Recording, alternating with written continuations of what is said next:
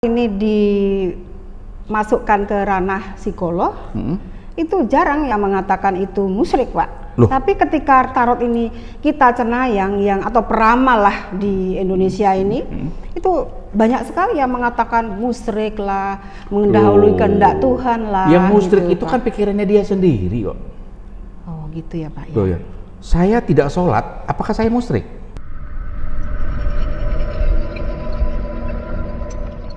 Halo Sobat Bunda, jumpa dengan saya Bunda Sekar Ayunda.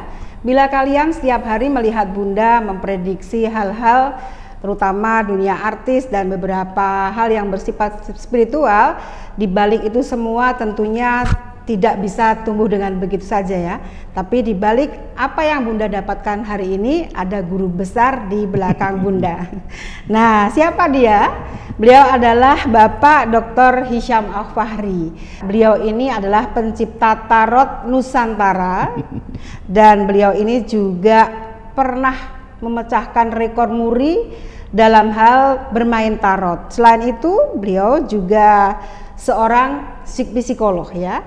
Nah, di kesempatan kali ini Bunda sedang bersama dengan beliau di sini dan beliau ini capek sekali ya karena baru saja melakukan training atau pelatihan-pelatihan di sini buat semua sobat Bunda yang memang menggeluti ingin mengetahui lebih dalam tentang tarot. Baik sobat Bunda, di sini Bunda akan bertanya sedikit tentang bagaimana saat ini Pak tentang dunia pertarotan di Indonesia ini. Wah, dunia pertarotan luar biasa perkembangannya. Dia bukan saja bisa menyenangkan hati, tapi juga ada nilai-nilai bisnis di situnya. Ada nilai kebutuhan.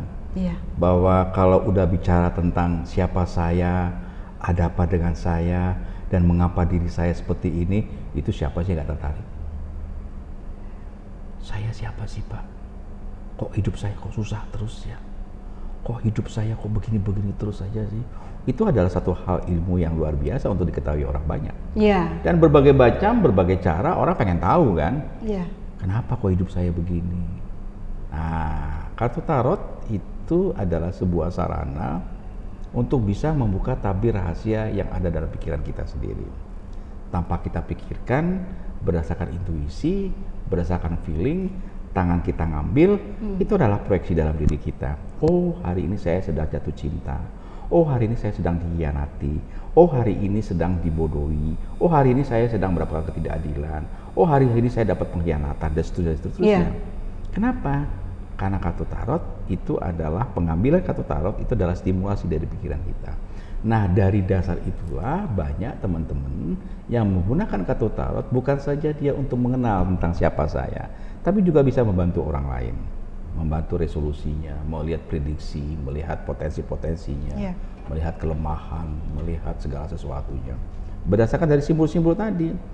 Kalau kita melihat sesuatu hanya bayang-bayang kan nggak enak toh. Iya. Tapi kalau kita melihat sesuatu lewat gambar, kita bisa berceritakan, oh ini begini, ini begini, begini. Loh kenapa kita bisa bercerita? Karena sebetulnya kartu tarot itu adalah sebuah sistem bergambar. Jadi enak kita baca. Nah karena itulah banyak orang mencoba-lomba untuk belajar tarot, untuk bisa. Nah persoalannya itu, apakah tarot itu adalah sebuah media untuk cenayang? Loh, apakah itu juga dipakai untuk alat proyektif psikologi? Loh, apakah juga tarot itu dipakai oleh para pendeta yang tergolong dengan kelompok-kelompok Kabalah atau Tree of Life? Kembali lagi, tergantung kita. Loh, kartu tarot itu kan benda. Kartu tarot itu adalah gambar, dia sebuah benda. Kalau benda ini akan menjadi sebuah proyeksi untuk talent fortune atau cenayang atau clairvoyant, boleh nggak? Boleh. Wah, kamu begini, begini, begini. Kamu begini, begini. Boleh nggak seperti yang Bu Sekar lakukan selama ini, menggunakan kartu tarot untuk memproyeksikan sesuatu yang tidak kita pahami, yang kita tidak pahami, sementara dirimu memahami. Boleh nggak? Boleh. Demikian juga kalau kartu tarot Nusantara dipakai oleh orang psikolog sekalipun, boleh nggak? Ya boleh. Sebagai apa? Sebagai alat proyektif, sebagai alat kepribadian, untuk melihat ada apa denganku, mengapa dengan diriku. tentu dengan tinjauan-tinjauan psikologi sebagai seorang akademisi. Intinya adalah seorang cenayang, seorang mistik, metafisika, atau seorang psikolog sekalipun menggunakan kartu tarot tergantung dari siapa yang make. Begitu ya Pak ya? Oh iya dong. Siapa yang make toh? Iya benar. Bahkan kartu tarot dipakai untuk nyambit, tahu nyambit tuh?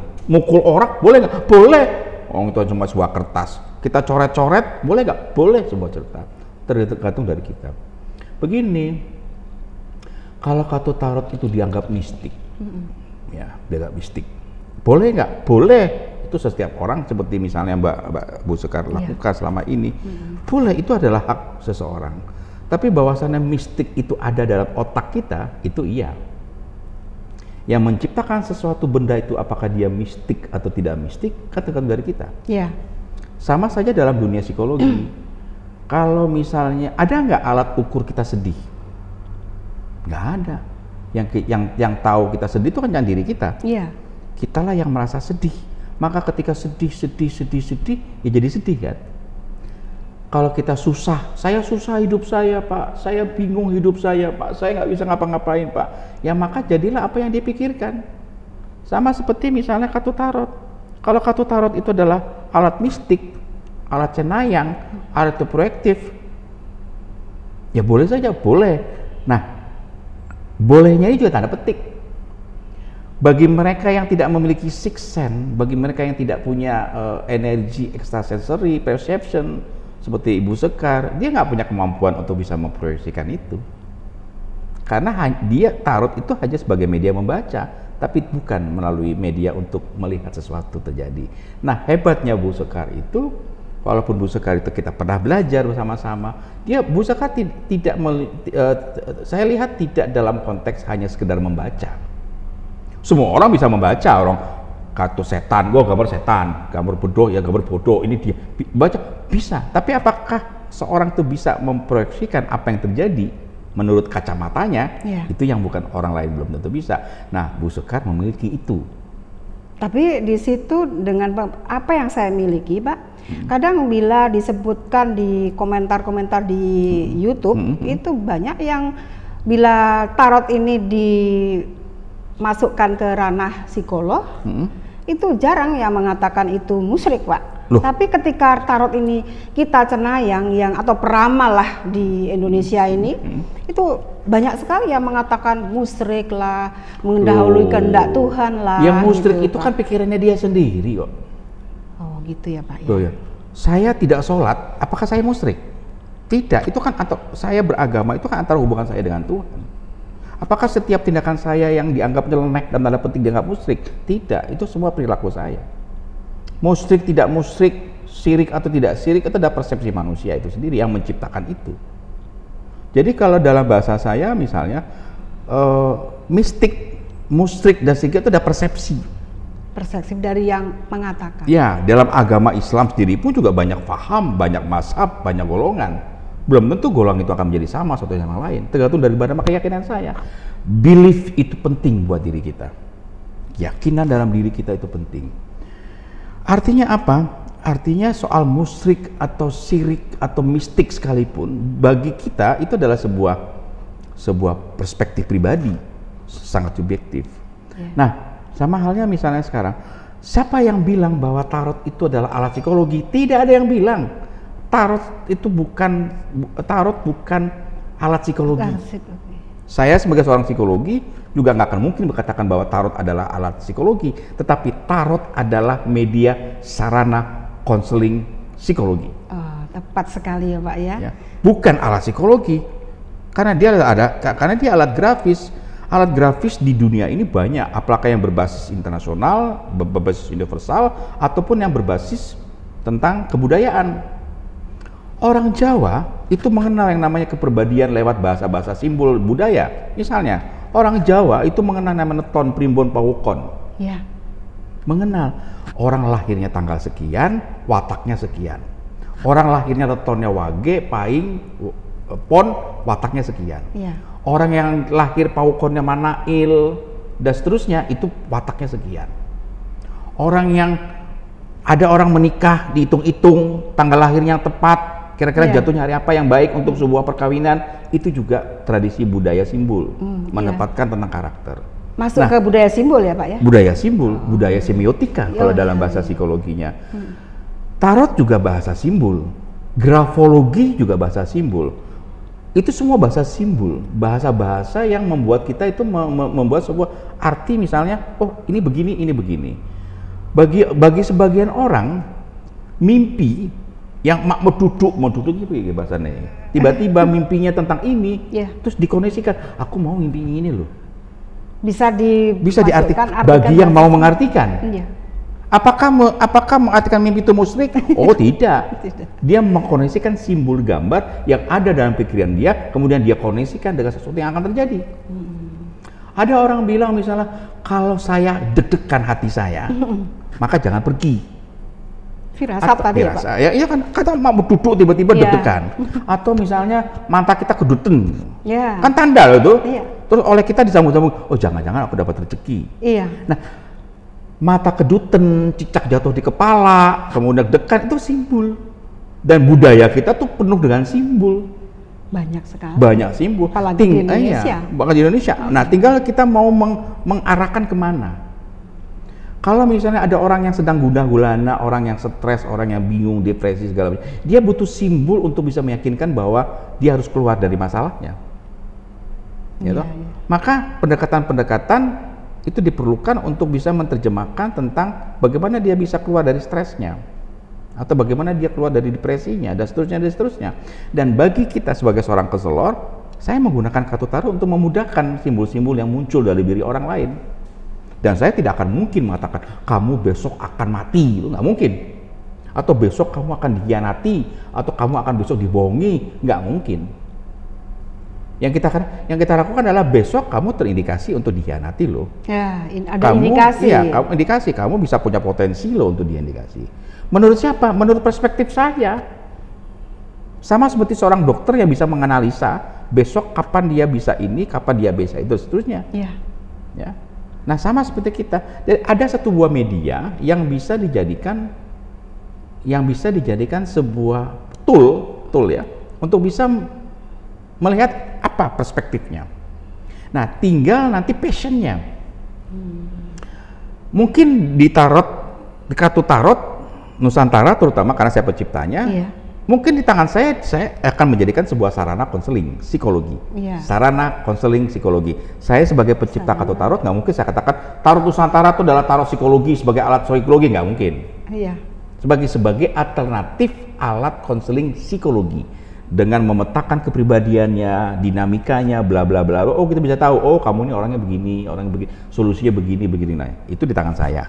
Kalau di tangan Bu Sekar bagaimana? Bisa saja Bu Sekar menggunakan kartu tarot kemudian untuk memproyeksikan sesuatu yang terjadi, karena dasarnya misalnya Bu Sekar punya intuisi, punya feeling, punya sixth sense, atau dalam istilah saya seperti yang tadi saya katakan, saya melihat Bu Sekar itu ada sesuatu yang kita sebut dengan energi extra sensory perception, kekuatan lebih di luar kemampuan dirinya, dan itu bisa macam-macam. Nah, itulah yang menjadi proyeksi ketika Mbak Bu Sekar itu melihat si artis ini begini, si artis ini begini, si Anu begini. Itu menurut siapa? Kan menurut Bu Sekar. Bukan menurut saya atau menurut orang lain. Bolehkah? Ya boleh saja. Apakah? Dan kita tidak bisa memaksakan orang harus percaya. Siapa orang yang mau percaya dengan hidup kita? Orang kita sendiri kadang-kadang menjalani hidup kita juga nggak tahu kita harus berbuat apa. Nah, inilah yang perlu kita penyadari. Nah, mudah-mudahan dengan adanya seperti ini kita bisa memberikan wawasan, semuanya tergantung bagaimana hidup kita. Nah, kalau ini Pak, maaf saya potong sedikit. Nah, seandainya mereka ini barangkali ingin mengetahui dirinya sendiri tanpa dia tarot dengan konselor gitu. Di sini bukunya ini tarot diri sendiri. Bagaimana? Artinya begini. Kalau untuk mengetahui siapa saya, ya ikut psikotes psikologi lah. Gitu. Artinya nih buat sobat subscriber di rumah begini. yang ingin tahu dan ingin belajar tarot itu bagaimana? Selama ini buku saya yang terakhir. Ini adalah akibat dari pandemi yang panjang. Banyak nganggur di rumah tuh. Nah, saya nulis buku. Jadi selama ini kartu tarot itu dipakai untuk orang lain kan? Padahal sebetulnya tarot itu bisa dilihat untuk memproyeksikan siapa saya. siapa dirinya. Siapa saya? Iya, maksudnya sobat subscriber di rumah. Iya. Nah, oh saya ini hari ini situasinya lagi begini. Oh ini begini. Oh saya begini. Jadi, oh ya saya bisa meresolusi diri saya sendiri. Oke, oh saya begini toh. Loh iya. Bisa jadinya ya. Dia pasti bisa. Karena apa? Karena semua rasa kehidupan itu ada di dalam diri kita. Tidak ada sebuah motivator yang bisa kita terima kecuali motivator dirinya sendiri. Benar sekali. 1000 dokter, kalau kita tidak yakin dokter itu bisa menyembuhkan saya, insya Allah dokter itu tidak akan bisa menyembuhkan saya karena saya tidak yakin. Tapi kalau saya datang ke Bu Sekar, sama Bu Sekar dikasih air putih, kemudian diajak ngelukat, kalau saya merasa yakin, kenapa saya nggak bisa sembuh? Sembuh. Kan? Karena apa? Karena keyakinan itu tadi. Nah, untuk menciptakan keyakinan diri itu yang sulit bagi sebagian orang. Dia malah bertanya sama orang lain yang sebetulnya orang itu belum tentu ngasih solusi. Tanya sama tukang becak misalnya, tanya sama orang yang jelas, malah tambah ruwet hidup kita. Tapi dengan kartu tarot, oh saya begini. Resepnya hanya apa Pak? Kalau misalnya nanti. Kalau resepnya saya sini dengan belajar tarot untuk diri sendiri, artinya kita bisa mengetahui pola apa yang terjadi sama diri kita. Jadi nggak perlu lagi takut musyrik. Ya soal musyrik nggak musyrik itu baik saya katakan tadi itu kan pola pikir kita. Iya. Kalau kita mengatakan saya musyrik, itu musyrik, mic itu musyrik gitu ya. Nggak boleh pakai mic. Karena itu adalah ya terserah dia tuh. Iya. Kan terserah saya. Karena begini, musyrik atau tidak musyrik kita tidak bisa paksakan orang lain untuk begitu caranya kita. Karena tidak mungkin sesuatu yang kita inginkan terus dia mengikuti cara kita. Tidak akan mungkin. Tidak akan mungkin harapan kita kemudian sesuai dengan apa yang kita inginkan. Tidak mungkin. Terlalu naif bagi kita kalau misalnya kita menciptakan sesuatu terus seperti apa yang kita pikirkan. Juga nggak mungkin juga. Nggak mungkin juga. Namanya manusia hidup kan pasti ada liku-likunya. Dan tarot dalam hal ini menerjemahkan itu semua. Bahasa-bahasa simbol, ini belajar itu. Wah. Mudah-mudahan saja. Aduh, jadi kesimpulannya sore hari ini saya mengucapkan banyak terima kasih Pak. Udah dapat pencerahan nih dari Pak Isham, Sobat Bunda. Bila kalian ingin mengikuti kelas tarot, jangan ragu-ragu lagi ya. Boleh kalian tanyakan lagi di admin nanti bagaimana caranya untuk mengikuti kelas tarot untuk diri sendiri.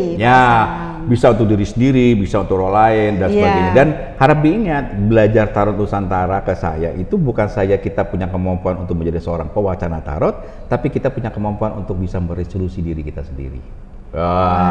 Oke ya. Menjadikan diri lebih baik. Ya, menjadi lebih baik. Saya juga mungkin ya bisa berteman di Instagram saya atau bisa di YouTube saya ya kan ya mungkin saya namanya Hisham Afahri, nggak akan berubah gitu. Kira-kira begitu ya Mas ya. Iya. Jadi klik langsung. Ya artinya kalau pengen kepo-kepo nih Hisham nih siapa sih nih gue bilang ini Pak Mama Dudu tiba-tiba muncul itu ya Anda ya. Silakan masuk ke Instagram saya, masuk ke ke YouTube saya ya dan sebagainya walaupun. Dan bila ingin lebih ketemu langsung, bisa mengikuti kelas tarot. Ya, mudah-mudahan Bu Sekar ngundang saya lebih banyak lagi. Wah, kita bisa hipnotis massal, ya kita berbaik kartu tarot. Wah, itu luar biasa gitu ya. Oke Pak Isham, terima kasih. Terima kasih. Matur sembah sangat. Yes. Sobat Bunda, sampai di sini bincang-bincang Bunda dengan Bapak Hisham Afahri. Kita ketemu lagi di lain waktu. Sampai jumpa. Salam.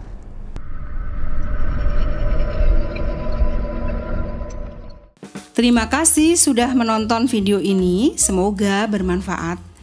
Klik video lainnya untuk mendapatkan manfaat spiritual buat kehidupan Anda.